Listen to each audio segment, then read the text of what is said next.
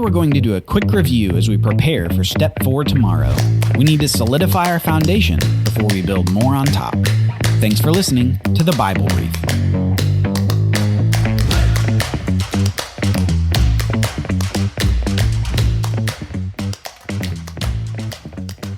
In step 1, we saw God create the universe and everything in it.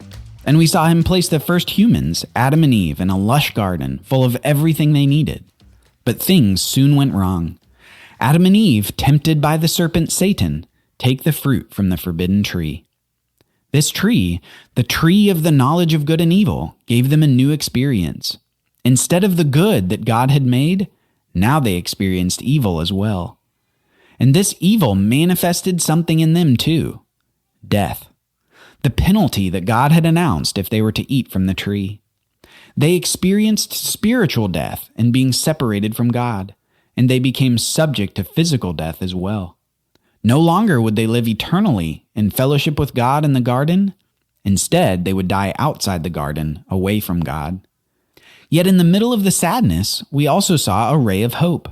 God promised that a descendant of the woman would come and deal a deadly blow to the serpent, yet would suffer a blow from the serpent as well. This verse, Genesis 3:15, sets us on a search for this seed of the woman who will defeat evil. In step 2, we met one of the descendants of Adam and Eve named Abraham. After many years, the one seed that would defeat evil had not yet come. And to Abraham, God layers on more promises in what's called the Abrahamic covenant. The Abrahamic covenant involved 3 basic elements. Do you remember those 3 words? Land, seed, and blessing.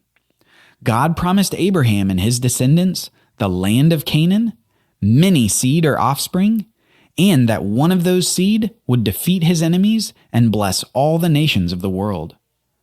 Up to this point, we see that there's an intensification of the promise of the seed of the woman. Not only will this seed defeat the evil one, but this seed will also defeat all his other enemies and bless the world. The one seed of Eve is the same seed of Abraham. As we entered step 3, we saw that the descendants that God promised Abraham have become a nation, and about 400 years after Abraham, they're enslaved in Egypt. God calls the man named Moses to lead the people out of Egyptian slavery, and Moses demands that Pharaoh let the Israelites leave. Yet Pharaoh resisted God, and God sent 10 plagues upon the nation to show his power to save his people. We also paused to discuss the final plague that was the death of the firstborn.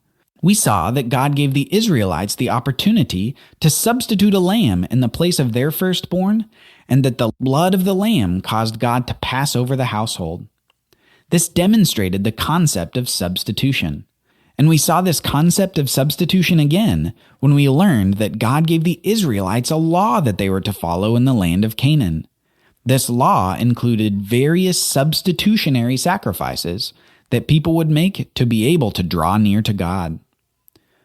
With this review complete, it's necessary to review and highlight one more thing at this point.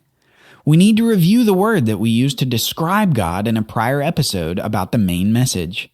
That word was holy. We saw that God himself is described as holy in the Bible. Remember, holy means something like this: totally, completely set apart and above, different and utterly unique. And part of this holiness is total moral righteousness and perfection. Reminding ourselves of God's holiness can help us understand this idea of substitution even better. Human sin is an affront and offense to God's holiness. It is completely against God and his character. And in order to have any close relationship with God, one must have their sin removed. At this point in the Bible story, God's provision of the seed of Eve who will defeat evil is yet to be fulfilled. And in the meantime, people need a way to deal with their sinfulness so that they can come close in a relationship with God again. The way that God allows this is through substitution. This death penalty that the people deserve because of their sin is temporarily transferred to a substitute. I say temporarily because these substitutes couldn't put an end to sin. They simply dealt with the consequences of consistent sin.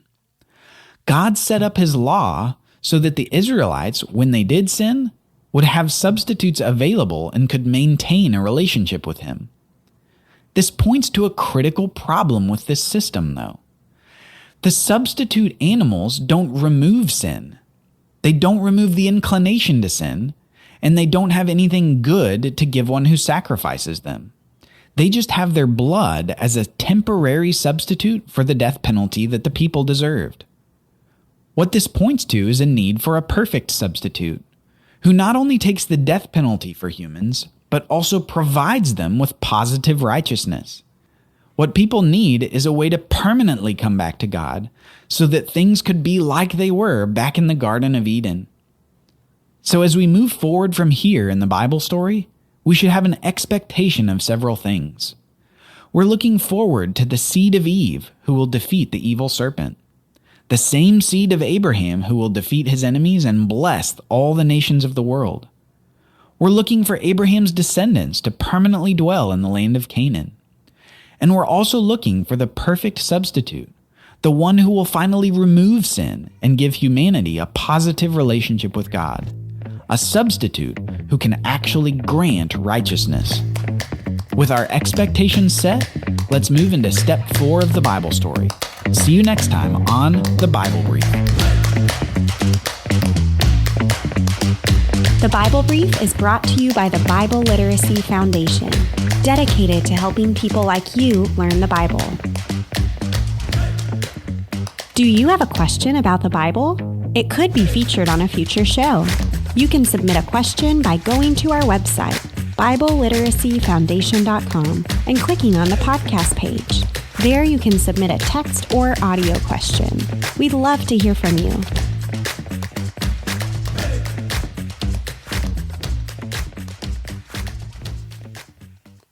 Copyright Bible Literacy Foundation 2022.